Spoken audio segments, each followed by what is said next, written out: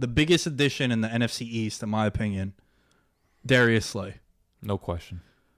So, for obvious reasons, I think for about 8 weeks last year, we were just cutting ass on the secondary for the Eagles being so bad and just pulling guys left and right off the street. As a DFS player, I was taking all wide receivers, starting against them. In your fantasy leagues, you were starting anyone who was playing against them. We dedicated at least 5 minutes on an episode for the Eagles to make a trade at the trade deadline for a corner, whether it be Jalen Ramsey, Patrick Pearson, and just nothing could happen. Yeah, I know you were disappointed because Roseman always comes out with these crazy trades and always seems to land a guy out of nowhere, too. Hasn't always worked. Golden Tate kind of was a disaster, but Philly's known for making those aggressive, savvy moves, and didn't really come about last year. I don't think they wanted to get rid of a first-round pick. That was the problem. Because I think you got to look what the Rams did, trade for Ramsey, and then Howie Roseman's like, don't want to deal with that. Yeah. I mean, I can't blame him from that perspective, too, but you bring in Darius Slay, all-pro corner, coming over from Detroit. A key thing with him, I think he's going to be rejuvenated and refocused because he goes on a team now that's a contender. All right, he's going to feel respected. A lot of reports come out. Him and Matt Patricia did not see eye. Matt Patricia would kind of demean him, talking about, oh, you're not one of the top caliber corners. I don't know how true is it, but Slay talked about how Patricia, a lot like most veterans, just wasn't a fan of him. Matt Patricia's not a liked figure in Detroit. So you now got to play with Doug Peterson, who was probably one of the more enjoyable coaches to be around with across the league. So that's a positive. And Jim Schwartz has that real aggressive defense. So he's going to be on the island a lot, but I think Slay's used to it by now. I think he's going to benefit from that defensive scheme that they have in Philly. They like to generate pressure. They'll keep him out there on the island. A lot of good wide receivers in that division. Giants got some good ones. Washington got Scary Terry. Right.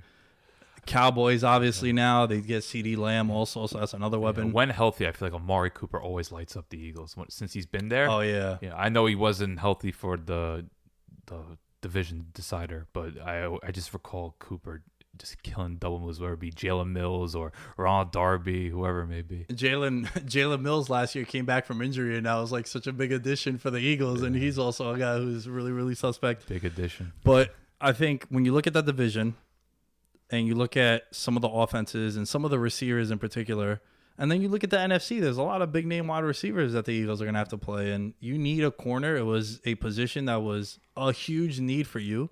And again, there's something to be said about players that go from shitty teams to good teams and contenders.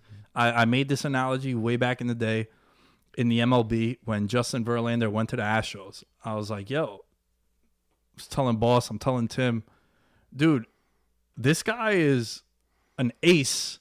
It's just that he's been with Detroit all these years, and they've been, oh, wow, Detroit. Common theme. I didn't even think about that until now. That poor city.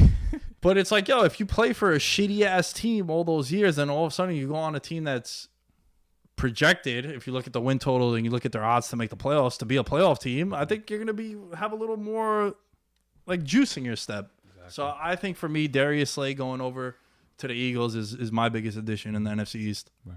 I like the Eagles for the fact they also brought in Javon Hargrave, who's going to be another big addition across the defense line. Pair him with Fletcher Cox, that's huge. But I just think talent and need-wise, it has to be Darius Slay for the NFC East. Another thing you have to consider, they lost Malcolm Jenkins, who was a big commanding presence back there. So now you bring Slay in. He's another big presence, so he could at least provide leadership because that Philly defense, secondary I should say, was just so disorganized last year and just saw so many coverage breakdowns. Like I remember Kirk Cousins and Stephon Diggs, they were in a slump. Played the Eagles. Up against the Eagles. Falcons got destroyed week 1 by Minnesota. Week 2, you see Ridley and Julio do whatever they want. And there's probably 3 or 4 other examples that you. Dude, even Darius Slayton. Darius Slayton got him, yeah. Like that Monday Night Football game, he really was put on the map in that game, and that's because it was the get right spot, right? And in DFS and fantasy football, which is crazy to say about Eagles defense, man, because they're always among the best in the league. But they were devastated at corner. Yeah, it's been a couple of years that they've been banged up at corner. Darby was a disaster.